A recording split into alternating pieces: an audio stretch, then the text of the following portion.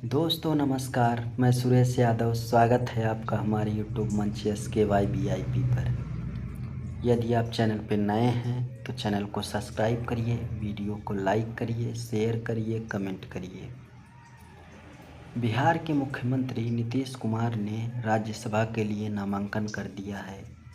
उनको नामांकन करते समय बिहार के डिप्टी चीफ मिनिस्टर सम्राट चौधरी और देश के गृह मंत्री तथा भारतीय जनता पार्टी के चाणक्य अमित शाह भी मौजूद रहे। अब नीतीश कुमार के पास बहुमत है, उनका राज्यसभा जाना लगभग तय हो चुका है। बिहार का मुख्यमंत्री कौन होगा, अब इस पर लोग चर्चा कर रहे हैं। लोग अपना अपना अनुमान लगा रहे हैं।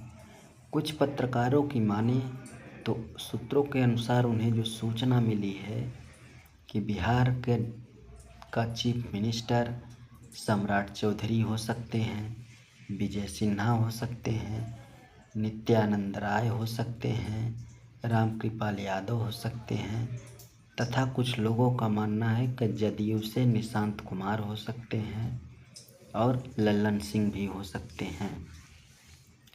लेकिन कुछ लोगों का मानना है कि भारतीय जनता पार्टी का सीएम होगा और जनता दल यूनाइटेड JDU से 2 डिप्टी सीएम बनाए जाएंगे।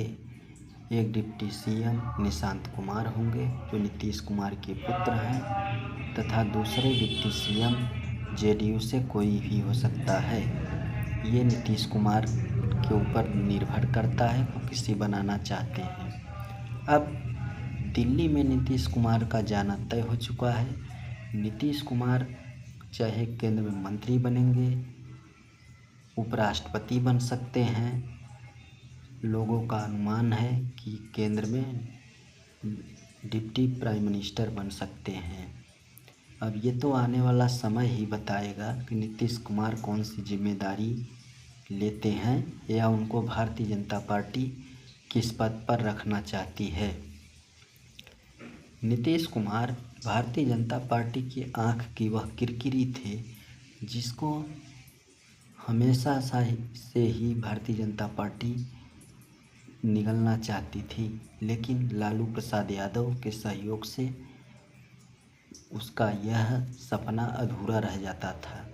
जैसे ही भी नीतीश कुमार को भारतीय जनता पार्टी के चाणक्य अमित शाह और नरेंद्र मोदी मसलना चाहते थे, वैसे ही नीतीश कुमार पलटी मारकर लालू प्रसाद यादव की गोद में बैठ जाते थे। इसलिए यह सपना उनका साकार नहीं हो पा रहा था।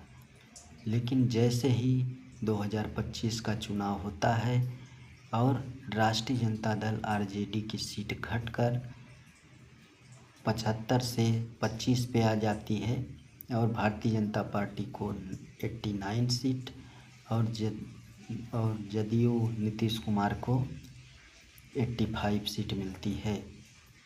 बिहार की सबसे बड़ी सिंगल लार्जेस्ट पार्टी होने के बावजूद भी BJP ने नीतीश कुमार को मुख्यमंत्री बनाया, लेकिन मुख्यमंत्री बनने के कुछ समय बाद ही नीतीश कुमार को राज्यसभा के लिए भेजा जा रहा है। अब नीतीश कुमार की क्या मजबूरी है और भारतीय जनता पार्टी के लिए तो बिहार में सरकार बनाना बहुत ज़रूरी है, क्योंकि हिंदी पट्टी में हर जगह भारतीय जनता पार्टी की सरकार पहले रह चुकी हैं या वर्तमान में है। उत्तर प्रदेश में 10 साल से भारतीय जनता पार्टी की सरकार चल रही है। योगी आदित्यनाथ मुख्यमंत्री हैं यहाँ के। और बिहार ही एक ऐसा राज्य था जहाँ लालू और नीतीश की जोड़ी इतनी हिट थी कि वहाँ पे कब्जा कर पाना बड़ा मुश्किल काम था।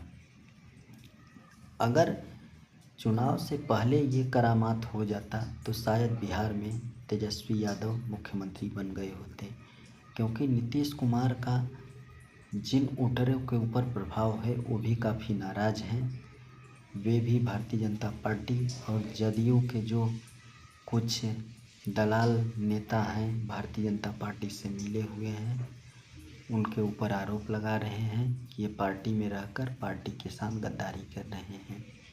अब नीतीश कुमार दिल्ली जा चुके हैं और बिहार का मुख्यमंत्री कौन होगा, चर्चा इस पर शुरू हो गई है। आने वाले समय में नीतीश कुमार का वही हाल होगा जो उन्होंने अपने राजनीतिक गुरु जॉर्ज फर्नांडिस के साथ किया था। जॉर्ज फर्नांडिस का समय तो हमने नहीं देखा, लेकिन अपने परम मित्र और समाजवाद के पुरोधा शरद यादव के साथ नीतीश कुमार ने जो किया था, वह ऐसा वक्त था कि शरद यादव इतने कमज़ोर थे कि नीतीश कुमार का कुछ नहीं कर पाए। लेकिन समय हमेशा बदलता रहता है। आज समय ऐसा है कि नीतीश कुमार ने जैसा बोया है वैसा ही काट रहे हैं। लालू प्रसाद यादव के सहयोग से सरकार चलाने वाले नीतीश कुमार जैसे ही मौका मिलता था मोदी जी के गोदी में बैठ जाते थे और परिवारवाद का आरोप लगाने लगते थे। नीतीश कुमार की जब ये राजनीतिक पारी शुरू हुई थी तो ये समाजवाद के एक बड़े नेता माने जाते थे, लेकिन समाजवाद के साथ साथ धीरे धीरे ये संघवाद में घुस गए और अब अपने पुत्र निशांत कुमार को राजनीति में लाकर परिवारवाद का भी एक जीता जागता उदाहरण बन गए हैं।